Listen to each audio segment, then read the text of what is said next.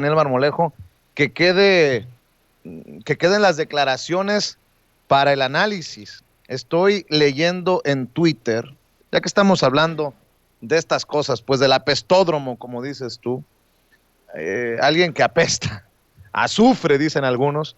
Javier Lozano, el vocero del gobernador panista de Tamaulipas, el efímero vocero de la Coparmex, el prianista Javier Lozano, que lo mismo le ha dado por defender los intereses del PRI o los del PAN, dependiendo lo que deje y lo que convenga, escribe Javier Lozano. Como ciudadano, abogado y maestro de la Escuela Libre de Derecho, expreso mi más enérgico desacuerdo por la manera abusiva e irrespetuosa con la que se conduce el presidente López Obrador en torno a la aberrante reforma eléctrica. Lejos de comportarse como estadista, actúa cual dictador. Pues serán estos personajes los que salgan a defender lo que a todas luces y desde abajo se ve que se necesita reformar y se necesita reformar urgentemente, no de hoy, no de hace una semana. Ha habido incluso marchas de la gente de a pie, no sé si recordarás, mi querido Daniel Marmolejo, antes de la pandemia, precisamente para pedir una limpieza, una depuración en el Poder Judicial. Vicente, que la verdad entristece mucho que la Escuela Libre de Derecho, de ella emerjan personajes antipatriotas, porque el presidente también lo dejó muy claro, y yo coincido plenamente con la reflexión del presidente respecto a que muchos abogados corporativos abogan por los intereses extranjeros. Y esto socava el espíritu de la República, y en donde lo primero que debieran enseñar las instituciones académicas, como la Libre de Derecho, de la cual también salió Felipe Calderón, ¿sí?, es que no puede haber un interés legal por encima del interés nacional de quienes los egresados de esta importante institución académica, sus egresados, defiendan. Significa que el interés patriótico no está del todo claro en muchas instituciones. El ITAM se ha señalado con la visión y el enfoque neoliberal, se señala ahora la libre de derecho. Entonces, si tú juntas, no a todos evidentemente, pero a los que sí sean, a los itamitas apátridas, que van con la visión neoliberal, banquero financista, si juntas a los de la libre de derecho, que son los abogados, no a todos, insisto, sino a los que sean los apátridas, y los metes dentro de una estructura del poder político en México, pues obviamente se van a proteger los intereses transnacionales en desde sus cargos, desde sus funciones, y luego mándalos como a este güey al escenario de la política, ¿sí? Porque no tiene otro enfoque, a este inmoral depredador de la chiva loca, ¿sí? Mándalo a la burbuja del Senado, mándalo con el gobernador de Puebla, mándalo, y además cargados de esas ínfulas que se las aprendieron a otro que no es de ahí, él es de la UNAM, tristemente para la UNAM, Diego Fernández de Ceballos, ¿sí? Júntalos a todos estos y arma con ellos un grillerío neoliberal, banquero financista, de empresas energéticas extranjeras, depredadores burocráticos, altivos, racistas, clasistas, y promuévelos, exáltalos, dales posiciones. Eso es lo que hicieron también dentro de la crítica las instituciones de los partidos políticos, como el PRI, como el PAN, como el PRD, que también tuvo muchos de estos, incluso Morena, pues tiene a uno de estos personajes como su dirigente. Y ahí, bueno, pues hay que ver cuáles son los resultados, eso estará por verse, ¿no?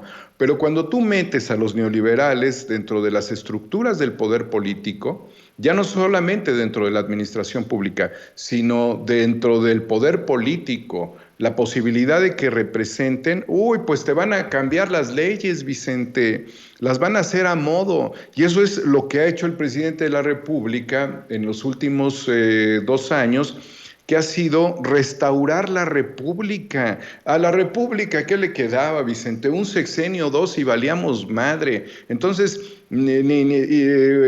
pues íbamos a ser prácticamente un Estado libre asociado, porque no iba a haber de otra para este país, ¿sí? Íbamos a replicar, pues no a Venezuela, a Puerto Rico quizás, con otras características, que era pues un bocado extraordinario, lleno de recursos, pero con gobiernos y con sistemas y estructuras dentro del gobierno apátridas y con todos los intereses de los lobos en los gallineros, de los zorros en los gallineros, la depredación máxima.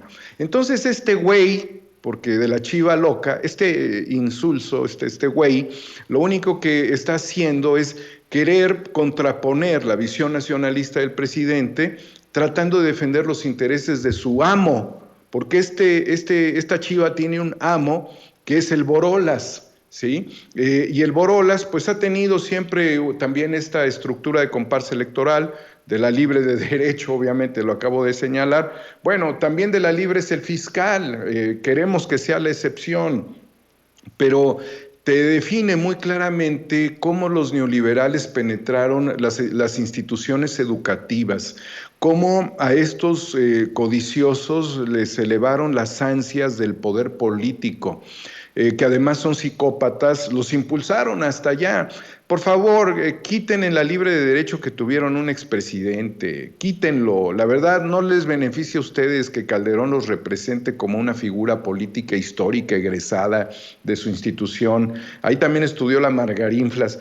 La verdad, querido Vicente, nos hemos salvado en esta cuarta transformación y vuelvo a la reflexión de quienes pueden tener una visión absolutamente capitalista, que son los banqueros, pues ni duda cabe, y ellos dicen: necesitábamos un control, necesitábamos márgenes, necesitábamos un gobierno con un gasto público, con una actitud hacendaria y con una equidistancia con el Banco Central. ¿Cuándo tuvieron eso antes? ¿Sí? ¿Cuándo tuvieron? Cuando pues ahí tenían al Carstens gastándose 3,000 pesos a la hora de la comida, para él solito, era su presupuesto. O sea, era la voracidad y era la rapacidad.